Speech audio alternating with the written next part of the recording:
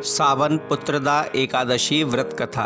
दोस्तों, एकादशियों के महात्म का आनंद लेते हुए धनुर्धर अर्जुन ने कहा कि हे प्रभु, कल्याणकारी और महापुण्यदायी कथाएं सुनाकर मेरे आनंद की सीमा नहीं है और मेरी जिज्ञासा बढ़ती जा रही है। हे कमल नयन, अब आप मुझे श्रावण मास के शुक्ल पक्ष की एकादशी की कथा सुनाने की कृपा करें। इस एकादशी का क्या नाम है तथा इसके व्रत का क्या विधान है? इसमें किस देवता का पूजन किया जाता है और इसका व्रत करने से किस फल की प्राप्ति होती है? तब श्री कृष्ण ने कहा कि हे धनुर्धर, श्रावण मास के शुक्ल पक्ष की एकादशी की कथा के श्रवण मात्र से ही अनंत यज्ञ का फल प्राप्त होता है। हे पार्थ, द्वापर युग के आरंभ में ही महेशमती नाम की एक नगरी थी। उस नगरी में महाजित नाम का एक राजा राज्य करता था। वह पुत्रहीन था, इसलिए वह सदा दुखी रहता था। उसे वह राज्य, सुख और वैभव सभी कुछ बड़ा ही कष्टदायक प्रतीत होता था, क्योंकि पुत्र के बिना मनुष्य को इहलोक और परलोक दोनों में ही सुख नहीं मिलता है। राजा ने पुत्र प्राप्ति के लिए बहुत उपाय किए, किंतु उसका हर उपाय निष्फल रहा। जैसे जैसे राजा महाजित वृद्धावस्था की ओर जा रहा था, वैसे वैसे उसकी चिंता भी बढ़ती जा रही थी। एक दिन राजा ने अपनी सभा को संबोधित करते हुए कहा, ना तो मैंने अपने जीवन में कोई पाप किया है और ना ही अन्यायपूर्वक प्रजा से धन एकत्रित किया है, ना ही किसी प्रजा को कष्ट दिया है और ना ही कभी देवता और ब्राह्मणों का निरादर किया है। मैंने प्रजा का सदैव अपने पुत्र की तरह पालन किया है, कभी किसी से ईर्ष्या भाव नहीं किया, सभी को एक समान समझा है। मेरे राज्य में कानून भी ऐसे नहीं हैं जो प्रजा में अनावश्यक डर उत्पन्न करें। इस प्रकार धर्मयुक्त राज्य करने पर भी मैं इस समय अत्यंत कष्ट पा रहा हूँ। इसका क्या कारण है? मेरी समझ में कुछ नहीं आ रहा।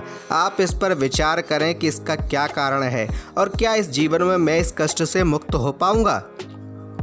राजा के इस कष्ट के निवारण के लिए मंत्री आदि वन को गए, ताकि वहां जाकर किसी ऋषि मुनि को राजा का दुख बताकर कोई समाधान पा सकें। वन में जाकर उन्होंने श्रेष्ठ ऋषि मुनियों के दर्शन किए। इस वन में वयोवृद्ध और धर्म के ज्ञाता महर्षि लोमस भी रहते थे। वे सभी जन महर्षि लोमस के पास गए। उन सबने महर्षि लोमस को दंडवत प्रणाम किया और उनके सम्मुख बैठ गए। महर्षि के दर्शन से सभी को बड़ी प्रसन्नता हुई और सबने महर्षि लोमस से प्रार्थना की कि हे देव, हमारे अहोभाग्य के हमें आपके दर्शनों का सौभाग्य प्राप्त हुआ। मंत्री की बात सुन लोमस ऋषि ने कहा कि हे मंत्रीवर, आप लोगों की विनम्रता से मैं अति प्रसन्न हूँ। आप मुझसे अपने आने का प्रयोजन कहें, मैं आपके कार्य को अपने सामर्थ्य के अनुसार अवश्य ही करूँगा, क्योंकि हमारा शरीर ही परोपकार के लिए बना है। लोमश ऋषि के ऐसे मृदु वचन सुनकर मंत्री ने कहा कि हे ऋषिवर, आप हमारी सभी बातों को जानने में ब्रह्मा से भी ज़्यादा समर्थ हैं, अतः आप हमारे संदेह को दूर कीजिए। महेशमती नाम की नगरी के हमारे महाराज महाजित बड़े ही धर्मात्मा और प्रजावत्सल हैं। वह प्रजा का पुत्र की तरह धर्मानुसार पालन करते हैं, किंतु फिर भी वे पुत्रहीन है। हे महामुनि, इससे वह अत्यंत दुखी रहते हैं। हम लोग उनकी प्रजा हैं, हम भी उनके दुख से दुखी रहते हैं, क्योंकि प्रजा का यह कर्तव्य है कि राजा के सुख में सुख माने और दुख में दुख माने।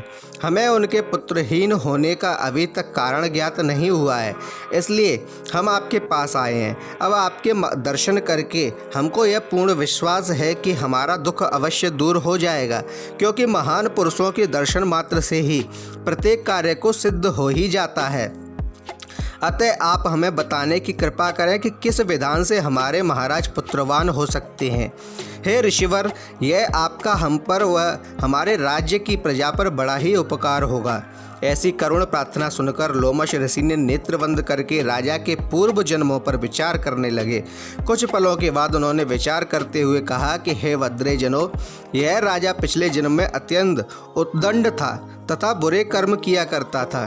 उस जन्म में यह एक गांव से दूसरे गांव में घूमा करता था।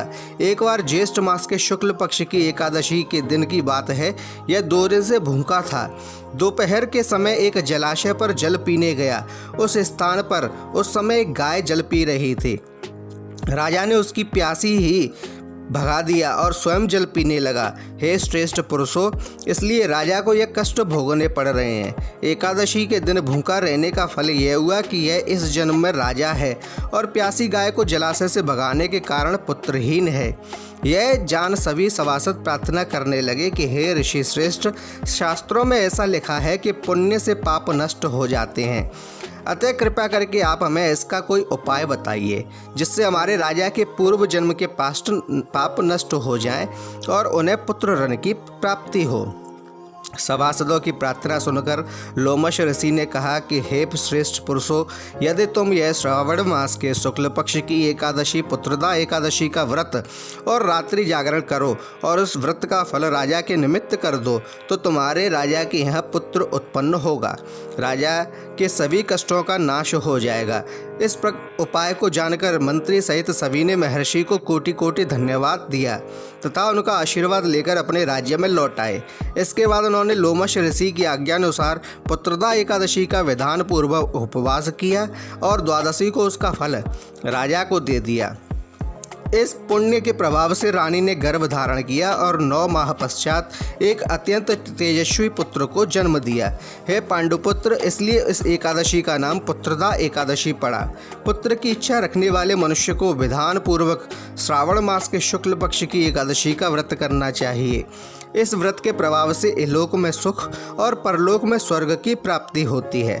दोस्तों, यह है पुत्रदा एकादशी के व्रत की कथा जो भगवान श्री कृष्ण ने अर्जुन और अन्य पांडवों को सुनाई थी। धन्यवाद।